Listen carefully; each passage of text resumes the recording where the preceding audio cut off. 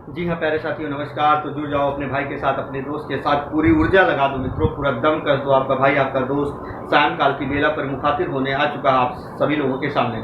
प्यारे साथियों, जो हमारे मित्र यदि चैनल को सब्सक्राइब किए होंगे, क्रिया का फर्स्ट पार्ट पहुंच गया होगा, आज ये दूसरा पार्ट जा रहा है आप लोगों के पास। याद रखना, आज हम बात करेंगे प्रयोग व संरचना के आधार पर क्रिया के प्रकार कितने होते हैं। जी हाँ, यही जरा देखो मित्रों, प्रयोग व संरचना के आधार पर क्रिया के प्रकार कितने होते हैं। लेकिन कैसे? प्रयोग व संरचना के आधार पर कितने होते हैं प्यारे साथियों? 8 होते हैं। जी हाँ, जो पहला होता हमारा क्या होता है, जरा देखो मित्रों, क्या? सामान्य क्रिया। जी हाँ, जरा दूसरा होता हो क्या होता है? संयुक्त क्रिया। तो दूसरी क्रिया क्या होती है? संयुक्त क्रिया। तीसरी क्या होती है? ऐसे होती क्या मित्रों? पूर्वकालिक क्रिया। क्या प्यारे साथियों? पूर्वकालिक क्रिया होती है। जरा देखो, ऐसे जो चौथा होता हमारा मित्रों क्या होता है? प्रेरणार्थक क्रिया। जी हाँ, प्रेरणार्थक क्रिया होती है। और जो हमारा पांचवा होता है, ऐसे होता है नाम धातु। जी हाँ, क्या? नाम धातु क्रिया होती है। ऐसे जो छठा होता है कृदंत क्रिया होती है प्यारे साथियों, कृदंत क्रिया होती है। ऐसे जो सातवां होता है, याद रखना, सहायक क्रिया होती है, सहायक क्रिया होती है। और जो आठवां होता है प्यारे साथियों, वो सजातीय क्रिया होती है। जी हाँ दोस्तों, जरा देखो ये क्या होती है? सजातीय क्रिया होती है। प्रयोग व संरचना के आधार पर अगर पूछे तो क्रिया ये कितने प्रकार की होती है मित्रों? याद रखना, 8 प्रकार के होते हैं। लेकिन अगर ये कह दें कि संरचना के आधार पर क्रिया के कितने प्रकार होते हैं, बहुत ध्यान से सुनना, हम कहें यहाँ से यहाँ तक, ये क्या हो गए? प्रयोग व संरचना के आधार पर हो गए, शुरू से लेकर लास्ट तक प्रयोग व संरचना के आधार पर हो गए। लेकिन अगर कहे सिर्फ संरचना के आधार पर क्रिया के कितने प्रकार होते हैं, तो सिर्फ संरचना के आधार पर मित्रों 5 होते हैं। लेकिन प्रयोग व संरचना के आधार पर कहे तो 8 होते हैं। अब वो 5 कौन कौन से होते हैं? याद रखना, संयुक्त से लेकर, गलत नहीं करना प्यारे साथियों, कभी भी गलत नहीं करना है, संयुक्त से लेकर, याद रखना, कृदंत तक। अब जरा देखो, 1 2 3 4 और कितने हो गए? 5 हो गए। याद रखना, इन्हीं को क्या कहा जाता है? संरचना के आधार पर, संरचना के आधार पर क्रिया के प्रकार जो होते हैं वो कितने होते हैं? 5। कौन कौन से? संयुक्त से लेकर कृदंत तक, मैंने ये सीरियल से लिखा है। और प्रयोग व संरचना के आधार पर एक टोटल होते हैं शुरू से लेकर 8 तक। यहाँ याद रखना, एक बार स्क्रीनशॉट लो, एक पर हम चर्चा करते प्यारे साथियों। जी हाँ, चलो जरा देखो, अब हम बात करेंगे। जी हाँ दोस्तों, एक पर कैसे करना है जरा देखो। हम बात करेंगे सबसे पहले इस पर, सामान्य क्रिया पर। जी हाँ, सामान्य क्रिया किसे कहा जाता है? यदि हम इसके बिंदु की बात करें, परिभाषा की, जिस वाक्य में एक कार्य एक क्रियापद हो। याद रखना, शॉर्ट फॉर्म में ऐसे भी हम लिख सकते हैं कि एक कार्य और कार्य हो जहां एक क्रियापद हो, एक क्रियापद हो, एक कार्य एक क्रियापद जहां हो, उसी को सामान्य क्रिया कहा जाता है। ऐसे डिफिनेशन हम लिखते, परिभाषा, जहां किसी वाक्य में ऐसे लिख दें, जहां किसी वाक्य में एक कार्य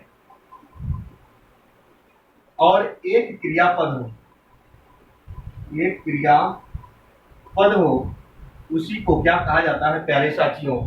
जी हाँ, उसी को क्या कहा जाता है? सामान्य क्रिया कहा जाता है। लेकिन इतनी बड़ी रामायण हमें नहीं समझना है, मैंने यही इसकी डिफिनेशन बता दिया। जिस वाक्य में एक कार्य और एक क्रियापद हो, जैसे ध्यान से सुनना, हम ये कह दें उदाहरण के तौर पर, रमा पुस्तक पढ़ती है। जरा देखो, रमा पुस्तक पढ़ती है, मैंने एग्जाम्पल दिया। अर्थात इस वाक्य में कितना कार्य हो रहा है? एक कार्य हो रहा है, सिर्फ क्या? पढ़ने का। अर्थात क्रियापद भी कितनी है प्यारे साथियों? एक है। याद रखना, हम कह सकते हैं जो ये क्रिया है, एक स्वतंत्र शब्द अलग से लिख देंगे, सिर्फ पढ़ना या पढ़ती। तो शब्द होता, लेकिन उसी पढ़ना या पढ़ती को जब वाक्य के संदर्भ में यूज कर देते हैं तो पद बन जाता है। तो इसीलिए कहा जाता है जिस वाक्य में एक कार्य एक क्रियापद हो, कार्य कितना हो रहा पूरे वाक्य में एक, पढ़ने का क्रियापद भी कितनी है प्यारे साथियों, एक, यानी पढ़ना क्रियापद है।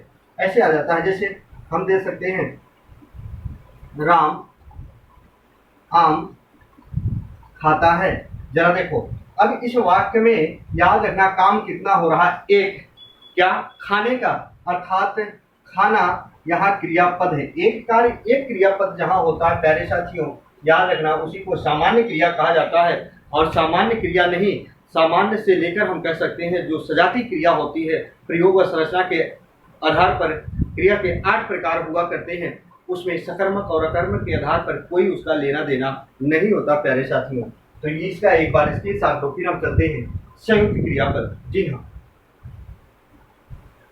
चल या देखो आप लोग समझ पा रहे होंगे। अब हम बात करेंगे संयुक्त क्रियापद। तो पहले नंबर पर हमारा क्या था, सामान्य क्रिया, और दूसरे नंबर पर क्या है प्यारे साथियों, हम यहाँ रख रहे हैं क्या, संयुक्त क्रिया। संयुक्त क्रिया ये दूसरा नंबर है। संयुक्त क्रिया दूसरे नंबर पर है, तो इसकी डिफिनेशन हम डायरेक्टली दे रहे हैं समझने के लिए, जहां किसी वाक्य में एक कार्य और क्या हो, दो क्रियापद हो, दो क्रियापद हो। प्यारे साथियों यही डिफिनेशन है, बढ़ा चढ़ा कर लिखने से कोई मतलब नहीं है। याद रखना संयुक्त क्रिया उसे कहा जाता है जहां किसी वाक्य में एक कार्य दो क्रियापद हो, उसी को क्या कहा जाता है, संयुक्त क्रिया कहा जाता है। यदि इसकी डिफिनेशन हम अलग भावनाओं में दे, जैसे पाठ्य सामग्री में, तो ऐसे दिया जाता है जहां किसी वाक्य में, जी हाँ ऐसे भी बता सकते हैं, जहां किसी वाक्य में दो क्रियापद जुड़कर किसी एक ही कार्य को बतलाए वही संयुक्त क्रिया कहलाती है। संयुक्त क्रिया कहलाती है, याद रखना मैंने क्या कहा, जहां किसी वाक्य में दो क्रियापद जुड़कर किसी एक ही कार्य को बताए उसी को संयुक्त क्रिया कहा जाता है। अभी जैसे एग्जाम्पल लिखेंगे तो आपका एग्जाम्पल सदैव सही होगा और आप एग्जाम में सही करके आएंगे। जैसे हम कहें, अब मुझे पढ़ने दो, पहले प्रश्न देखो, मुझे सो जाने दो। या देखो ऐसे आता है, या देखो बिल्ली छत से कूद पड़ी। या देखो एक एग्जाम्पल हो गया, दो हो गया, तीन हो गया। जरा देखो ऐसे आता है, अब मुझे पढ़ने दो, मुझे सो जाने दो, बिल्ली छत से कूद पड़ी। जरा देखो बहुत से प्रश्न ऐसे होते हैं। जैसे आता है, यहाँ देखो और प्रश्न दे रहे हैं। चौथा ऐसे आता है, मोटा लड़का हंस पड़ा। जैसे देखो मैंने दिया मोटा लड़का हंस पड़ा। ऐसे ही प्रश्न आता है, या देखो चोर उठ भागा। जी हाँ, जब देखो चोर उठ भागा ऐसे आता है, ऐसे आता है। अन्य एग्जाम्पल जरा देखो यहां लिख दे रहे हैं उदाहरण, लड़का फिसल कर गिर पड़ा। अब यहां देखो कुछ करना नहीं प्यारे साथियों, इस वाक्य को देखो, एग्जाम्पल को, दो क्रियापद संयुक्त रूप से जुड़कर, संयुक्त का मतलब होता है जुड़ना, क्रिया का मतलब क्रिया, दो क्रियापद जुड़कर जहां किसी एक ही कार्य को बतलाने लगे वही क्या होता है, संयुक्त क्रिया होता है। दो क्रियापद, जरा देखो इस बिंदु को, पढ़ने और दो, जाने दो, कूद पड़ी, हंस पड़ा, उठ भागा, गिर पड़ा, ये जहां भी आ जाएंगे इसका मतलब ये हुआ जो संयुक्त क्रिया होती है दोनों को एक साथ मिलाकर नहीं लिखा जाता, अलग अलग लिखकर किसी एक ही कार्य को बतलाया जाता है। याद रखो, क्या आज तक आप ऐसे कभी भी किसी पुस्तक में, मैगजीन में, पुस्तिका में पढ़े हो क्या? पढ़ने दो, एक में मिला के, जाने दो, ऐसे कहीं देखे हो क्या? दो क्रियापद एक ही में मिला के लिखा गया हो? ऐसे कूद पड़ी कहीं आज तक देखे हो क्या? कूद पड़ी एक में मिलाकर ऐसे हम लिख दे हंस पड़ा, एक में कहीं पढ़े हो क्या? कभी जिंदगी में नहीं पाओगे प्यारे साथियों। याद रखना, इसी को जो अलग अलग लिखा रहता है जहां जहां, उसी को क्या कहा जाता है? संयुक्त क्रिया कहा जाता है। अब आप देख लो, कूद पड़ी, हंस पड़ा, उठ भागा, क्या आज तक आप ऐसे देखे हो? उठ भागा एक में लिखा हो? अरे यही समझना है, यही दो क्रियापद अलग अलग याद रखना जुड़कर किसी एक ही कार्य को बतलाते हैं, उसी को संयुक्त क्रिया कहा जाता है। एक बार इसका स्क्रीनशॉट को प्यारे साथियों, और हम आगे चलें। जी हाँ, इससे कठिन स्तर के प्रश्न नहीं आएंगे। चलो आगे चलते हैं। प्यारे साथियों, जो तीसरा हमारा होता है क्या? पूर्वकालिक क्रिया क्या होती है? जी हाँ, जरा देखो पूर्वकालिक क्रिया क्या होती है। इसके बाद हम तीसरा नंबर पढ़ने वाले हैं क्या?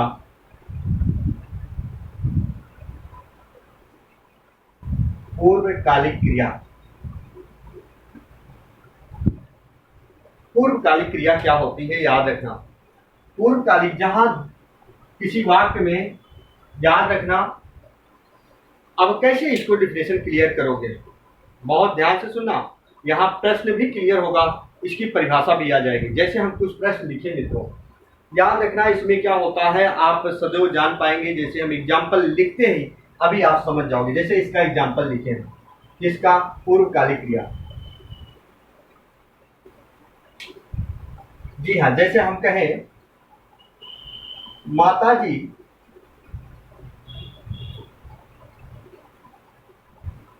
कपड़े धुलकर, माता जी कपड़े धुलकर सो रही हैं, सो रही हैं, माता जी कपड़े धुलकर सो रही हैं। हम कहते हैं ऐसे, बहन खाना बनाकर पढ़ रही है, पढ़ रही है। पहले इसको देखो, इसकी परिभाषा क्या होगी। इस वाक्य में कार्य कितना हो रहा है? दो। माता जी कपड़े धुलकर, याद रखना एक कार्य हुआ, फिर कार्य दूसरा हो रहा सोने का। बहन खाना बनाकर पढ़ रही, एक कार्य पूरा की, दूसरा काम जारी है। तो मित्रों यहाँ याद रखना, यहाँ क्रियापद कितना है? दो, और कार्य भी कितना हो रहा है? दो। याद रखना, जहां किसी वाक्य में दो कार्य, प्यारे साथियों डिफिनेशन निकल गया, दो कार्य दो क्रियापद हो, जहां दो कार्य दो क्रियापद हो, लेकिन एक कार्य पूरा होने पर दूसरा कार्य क्या हो? जारी हो। जब किसी वाक्य में एक कार्य पूरा हो जाए और दूसरा काम जारी रहे, लेकिन उस वाक्य में दो कार्य दो क्रियापद होंगे। जैसे दो कार्य, एक तो माता जी कपड़े धुले, एक काम हो गया, दूसरा सो रही है, कार्य हो गया। बहन खाना बनाकर खाना बनाई, एक कार्य हो गया, और याद रखना पढ़ रही है, दो कार्य हो गया। तो वही खाना बनाकर क्रिया पद हो, तो वही उसी को कहा जाता है। जरा देखो, अब देखो कुछ हमारे विद्वान साथी रटकर जाते हैं जहां कर प्रत्यय मिल जाता है, और बहुतों में मिलेगा। जैसे ऐसे आ जाता है, सोहन क्रिकेट खेलकर, सोहन क्रिकेट खेलकर बाजार जा रहा है, बाजार जा रहा है। जरा देखो, अब यहाँ भी आया कर, याद करके चले जाते हैं, कर कर आएगा तो हम सदैव पूर्वकालिक क्रिया मार देते हैं। ऐसा मत करना, तुरंत गलत हो जाएगा। कुछ प्रश्न है, हाई कोर्ट में एक प्रश्न आया था मित्रों, ये जरा देखो, ये भी प्रश्न आया है, चूहा शेर के शरीर पर चढ़कर खुदकने लगा, खुदकने लगा। प्यारे साथियों, तो याद रखना यहाँ भी कर मिला। कुछ हमारे विद्यार्थीगण ये कर रट के चले जाते हैं, तो याद रखना एक काम पूरा हुआ दूसरा जारी है, एक काम पूरा हुआ दूसरा जारी है। एक काम पूरा हुआ दूसरा जारी है, एक काम पूरा हुआ दूसरा जारी है। यानी चूहा पहले शेर के शरीर पर चढ़ा, फिर अपना रासलीला करने लगा। तो कराया, कर और मत याद करके जाना। अब एक प्रश्न अलग लिख रहे हैं। उदाहरण ये आया था, मोहन दिल्ली गया, फिर इसके बाद जयपुर। अब जरा देखो, यहां कर प्रत्यय नहीं आया, जबकि एक कार्य पूरा हुआ तब तो फिर जाएगा जयपुर। याद रखना, इसके भरोसे मत रहना, प्रश्न गलत हो जाएगा। तो याद रखना, ऐसे प्रश्न आते हैं। तो इसको एक बार आप इसके साथ लो प्यारे साथियों, और हम आपसी वार्तालाप कर पाए।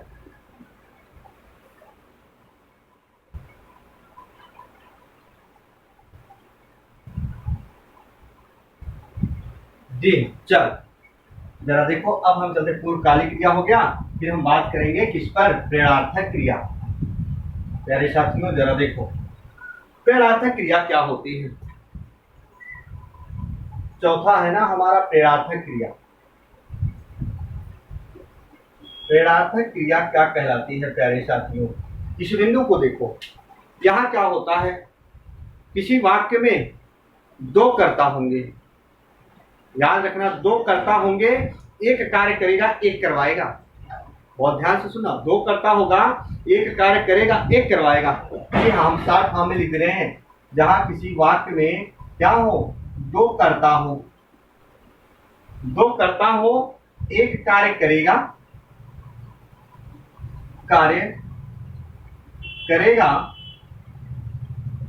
एक कार्य को करवाएगा। यही होती है इसकी डिफिनेशन। जी हाँ, याद रखना, जैसे हम कहें इसकी डिफिनेशन अलग भावनाओं में दे, जैसे पुस्तक में मिलती है, तो वहां ये होता है, याद रखना, जहां किसी वाक्य में कर्ता स्वयं काम न कर किसी अन्य से करवाए, ऐसे भी डिफिनेशन आ जाती है। ऐसे भी क्या, जहां किसी वाक्य में कर्ता स्वयं कार्य न करके क्या, जहां किसी वाक्य में कर्ता स्वयं कार्य न करके किसी अन्य से करवाए, किसी अन्य से करवाए, वही क्या होता है, प्रेरणार्थक क्रिया होता है। जैसे हम दे उदाहरण के तौर पर, 1 लाख होगा यार, एग्जाम्पल जरा देखो, मालिक नौकर से कार साफ करवाता है। जरा देखो, मालिक नौकर से कार साफ करवाता है, तो यहां कर्ता क्या कर रहा है, जरा ध्यान से सुनो। मैंने लिखा क्या, जहां किसी वाक्य में कर्ता स्वयं कार्य ना करके किसी अन्य से करवाए, यहां मालिक नौकर से काम करवा रहा है, अर्थात यहां दो कर्ता हो गए। जैसे हम हमारे घर परिवार में कोई काम काज होता है, खेती बाड़ी का काम होता है, हम 10 मनई लेकर चले जाते हैं, मानो लेकर चले जाते हैं मड़ाई करवाने के लिए। अरे उसमें हम भी तो शामिल होते हैं, हम करते नहीं है, पर उसमें हमारा भी योगदान होता है, इधर उधर तमाम काम होते हैं, करवाते हैं। तो याद रखना, प्रेरणादायक का काम करते हैं। मालिक नौकर से कार साफ करवाता है। ऐसे प्रश्न आता है, माँ बेटी से भोजन बनवाती है, माँ बेटी से भोजन बनवाती है। जरा देखो, यहाँ अब कर्ता कौन है, बेटी की माँ, तो कर्ता कौन हुई, बेटी हुई। अब यहाँ कर्ता क्या हुआ, नौकर हुआ। प्रेरणादायक का काम कौन कर रही है, यहाँ माँ कर रही है, यहाँ प्रेरणादायक का काम कर रहा मालिक कर रहा। प्यारे साथियों, आ जाएगा इसमें प्रेरणादायक कौन है, मालिक की नौकर, तो मालिक, इसमें माँ प्रेरणादायक, कर्ता कौन होगा, बेटी होगी, यहाँ नौकर होगा। याद रखना, यही इसकी डिफिनेशन होती है। तो जरा देखो, अब 60 फॉर्म में कुछ प्रश्न आते हैं, बात बहुत ध्यान से सुनना। ऐसे आते हैं, जरा देखो, इसी में सुनवाना, गवाना, रुलवाना। जरा देखो, ऐसे प्रश्न आता है, रुलवाना, ऐसे आ जाता है, सुनवाना, गवाना, रुलवाना। बात ऐसे भी आ जाए कहीं, यदि शब्द आ जाते हैं, हंसवाना, यानी हम ना हंसकर किसी अन्य से हंसवाए, हंसवाना, हंसवाना। जी हाँ, याद करना, प्रश्न आ जाएंगे तो गलत मत करना, ऐसे भी स्वतंत्र शब्द दे देता है। तो आप इसका एक बार स्क्रीनशॉट लो प्यारे साथियों, हम और आगे चले। जी हाँ, स्क्रीनशॉट ले लो फटाफट।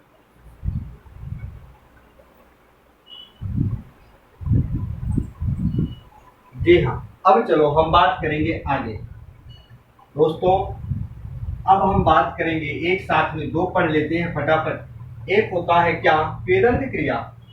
अगला हम बात करेंगे कृदंत नाम धातु पढ़ लेते हैं। जी हाँ, क्या कृदंत क्रिया पढ़ लिए, जरा देखो कृदंत क्रिया क्या होती है प्यारे साथियों। जब हम क्रिया पढ़े थे, जो हमारे मित्र ना पढ़े वो वीडियो को देखें तभी समझ पाओगे। कृदंत क्रिया उसे कहा जाता है, याद रखना, नए प्रत्यय के अलावा कोई भी प्रत्यय यदि किसी धातु में लगा दे, यदि वो क्रिया का रूप धारण कर लेती है, उसी को कृदंत क्रिया कहा जाता है। पॉइंट करके इसकी डिफिनेशन यदि हम लिखे, जी हाँ, हम लिख दें क्या, ना प्रत्यय के अलावा अगर कोई प्रत्यय किसी धातु में लगाने से यदि वो शब्द क्रिया का रूप धारण कर ले, क्रिया का रूप धारण कर ले तो उसी को भैया क्या कहा जाता है, कृदंत क्रिया कहा जाता है। यानी ना प्रत्यय के अलावा कोई प्रत्यय लगा दो यदि धातु में, क्रिया का रूप धारण कर ले तो उसी को कृदंत क्रिया कहा जाता है। लेकिन अगर ये कह दे धातु में कौन सा प्रत्यय लगाने से हमारी हिंदी की क्रिया का निर्माण होता है, तो ना प्रत्यय होता, हम बता चुके हैं वीडियो में। चल जरा देखो, जैसे हम लिख दिए मित्रों, यहाँ एक शब्द चल, हंस, खेल, इतने में देखो जरा। अब यहाँ ना प्रत्यय नहीं जोड़ना है, अगर इसी में ता प्रत्यय जोड़ दें तब भी क्या हो जाएगा, चलता। या हम इसी में, बात ध्यान से सुना, इसी में चल में एगा प्रत्यय जोड़ दें तब भी क्या होगा, चलेगा। क्रिया तो बनी ना, क्रिया चलेगा, चलता, है ना। जरा ध्यान से सुनो, देखो चलेगा, एगा, ता, और इसी में यदि हम आ प्रत्यय भी जोड़ दें तो क्या हो जाएगा, चला। ये भी तो क्रिया का रूप धारण किया, कोई प्रत्यय लगा दिया, हंस, और इसी में ता जोड़ दिए तो क्या हो जाएगा, हंसता। क्या हो गया, हंसता। और ऐसे एगा प्रत्यय यदि जोड़ दें तो बनेगा क्या, हंसेगा। जरा देखो कहाँ भागोगे, हमेशा प्रश्न सही होगा, हंसेगा। हम कह दें, हम इसी में आ प्रत्यय जोड़ दें, जरा देखो इसी में आ प्रत्यय जोड़ दें तो क्या हो जाएगा, हंसा। हंस में आ प्रत्यय जोड़ेंगे तो क्या हो जाएगा, हंसा क्रिया हुई। फिर भी खेल में ना नहीं जोड़ना, ना प्रत्यय के अलावा ता जोड़ दें तो क्या होगा, खेलता। और एगा प्रत्यय जोड़ दें तो भैया हो क्या हो जाएगा, खेलेगा, खेलेगा। और इसी में यदि आ प्रत्यय जोड़ दे तो क्या हो गया, खेला। प्यारे साथियों, ना प्रत्यय के अलावा कोई प्रत्यय जोड़ दो, हिंदी में है क्या, ऐसे ही खेल खेल में सीखो। एक बार इसका भी स्क्रीनशॉट लो प्यारे साथियों।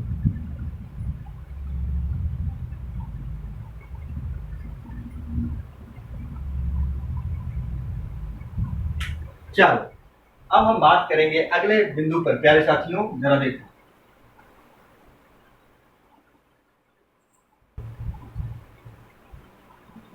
हम बात करेंगे नाम धातु क्रिया पर।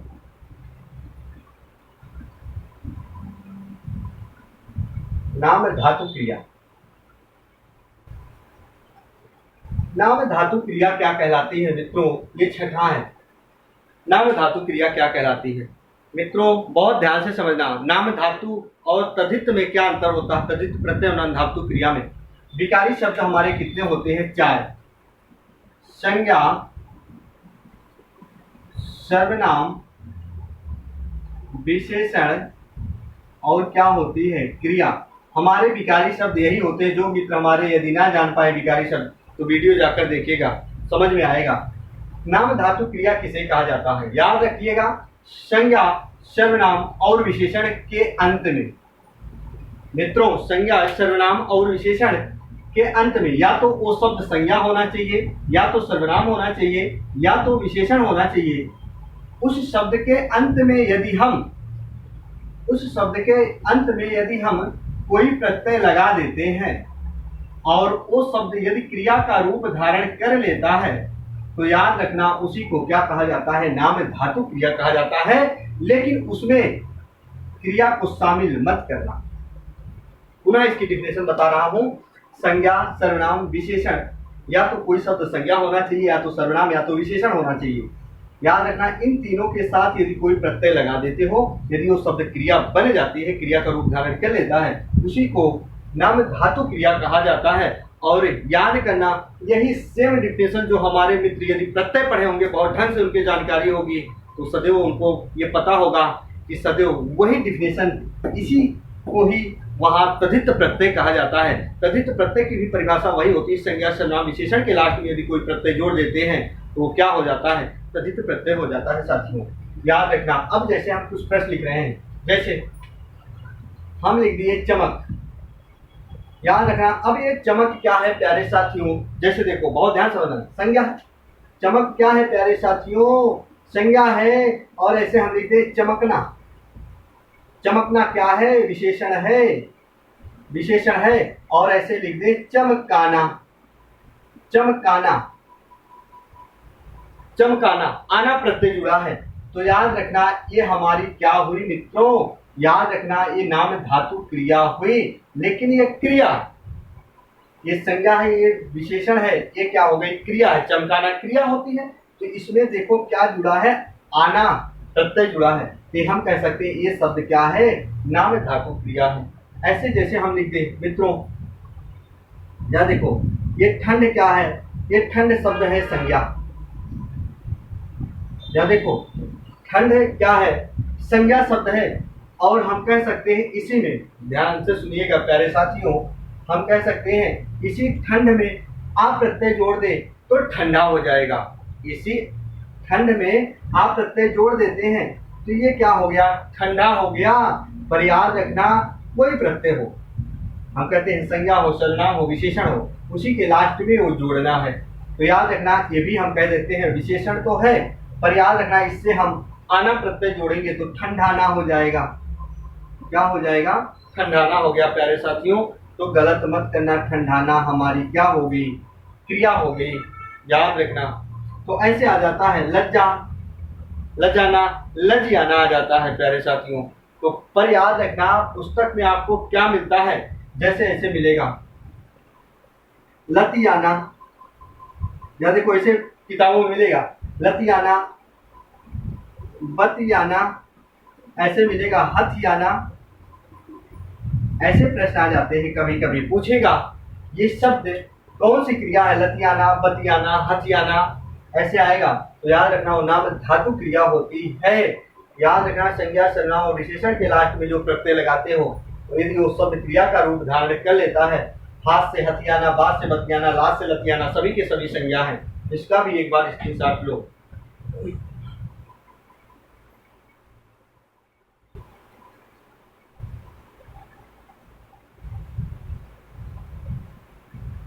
जी हाँ, है ना। तो कोई भी हो, सर्वनाम होता है। ऐसे प्रश्न आया है, देखो इसे अपना, और इसी में आना प्रत्यय जोड़ देते हैं, आना तो क्या हो जाता है, अपनाना, अपनाना हो जाता है प्यारे साथियों। ये भी इसी को नाम धातु क्रिया कहा जाता है। देखो अब ज्यादातर आपको क्या मिलेगा, अपनाना, बतियाना, हथियाना, लतियाना, चमकाना, ठंडाना, नाना नाना सब में मिल रहा है। ये कैसे लगा सकते हो प्यारे साथियों। चलो हम आगे चलते हैं। जी हाँ दोस्तों, अब हम बात करेंगे किस पर, सहायक क्रिया पर। जी हाँ जरा देखो 7वें पर, सहायक क्रिया क्या होती है। सहायक क्रिया क्या होती है प्यारे साथियों। सहायक क्रिया को हम अपने अंग्रेजी ग्रामर में हेल्पिंग वर्ब कहा करते हैं। याद रखना जो मुख्य क्रिया के ठीक बाद जुड़ती है प्यारे साथियों। याद रखना इसका हिंदी ग्रामर में क्या रोल अदा होता है।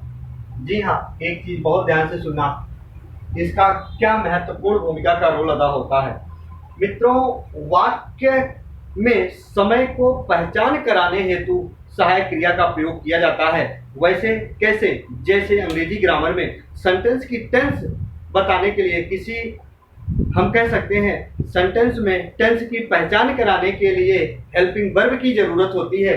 ऐसे किसी वाक्य में काल को बताने के लिए, समय का परिचय कराने के लिए हेल्पिंग वर्ब यानी सहायक क्रिया का प्रयोग किया जाता है। बिना हेल्पिंग वर्ब के याद रखना वाक्य अधूरा होता है, अर्थात हम ये कह सकते हैं वो वाक्य पता नहीं चल पाता कि ये वाक्य कब हुआ, कब नहीं हुआ, इसको कितने समय हुए, कितने समय नहीं हुए, समय का पता नहीं चल पाता।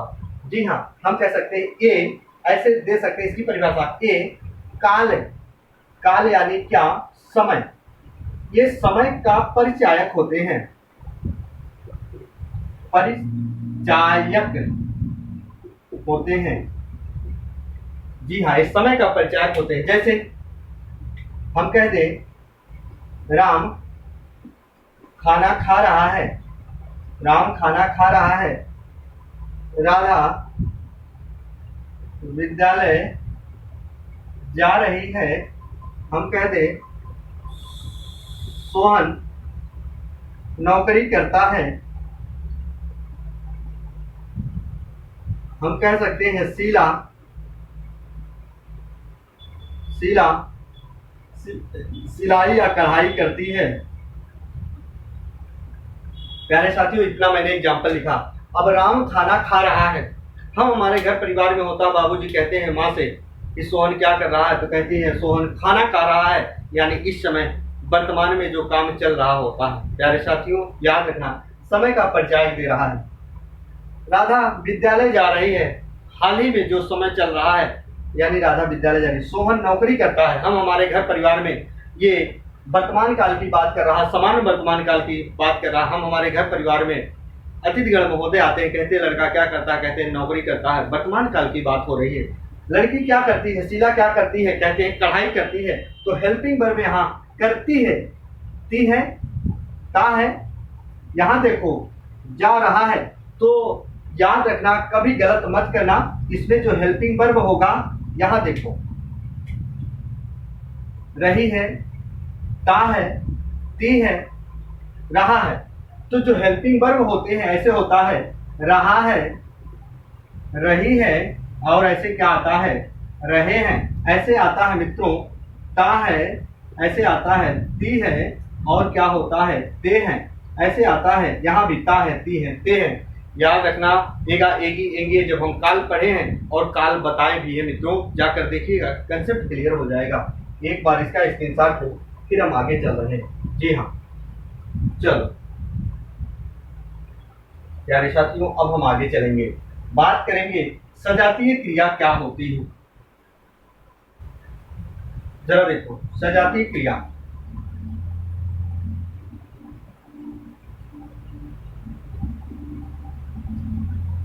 सजातीय क्रिया मित्रों, याद करना, कुछ हमारे जो विद्यार्थीगण होते हैं, कुछ हमारे मित्रों को बताकर चले जाते हैं सामान्य जाति की जहाँ क्रिया हो। अरे क्या किसी वाक्य में दो सेम क्रियापद रख सकते हो क्या? गलत हो जाएगा, इस बिंदु को देखो, क्यों भ्रम में पड़ते हो? तो याद रखना इसकी डिफिनेशन क्या होती है।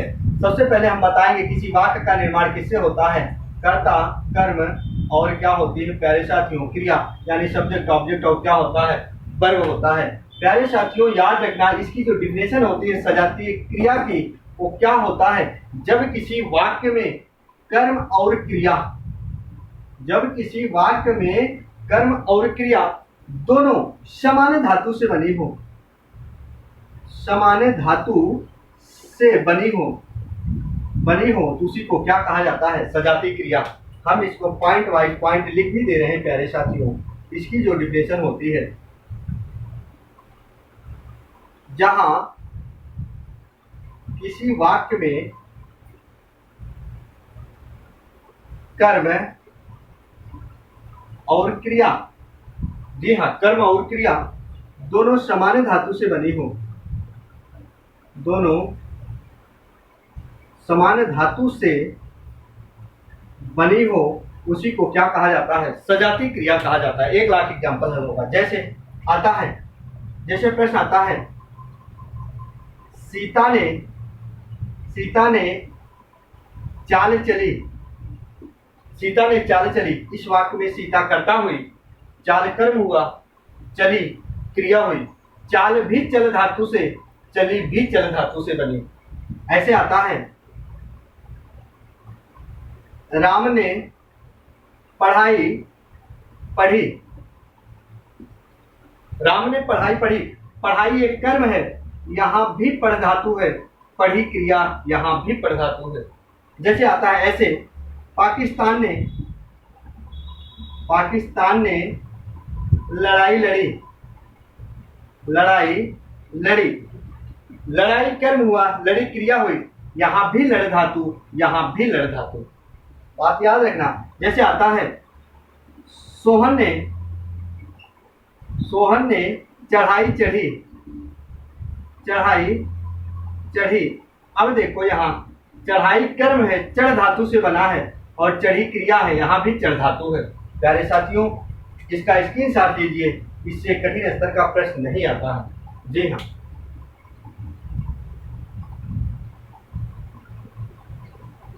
तो प्यारे साथियों, हमारी कक्षा आज यहीं तक थी, मुलाकात यहीं तक थी, और नेक्स्ट बिंदु आप तक पहुंचेंगे। लेकिन वीडियो को प्रॉपर देखना, वैकेंसी आ रही, तहलका मचाना यार, ऐसे ऐसे काम नहीं चलेगा प्यारे साथियों।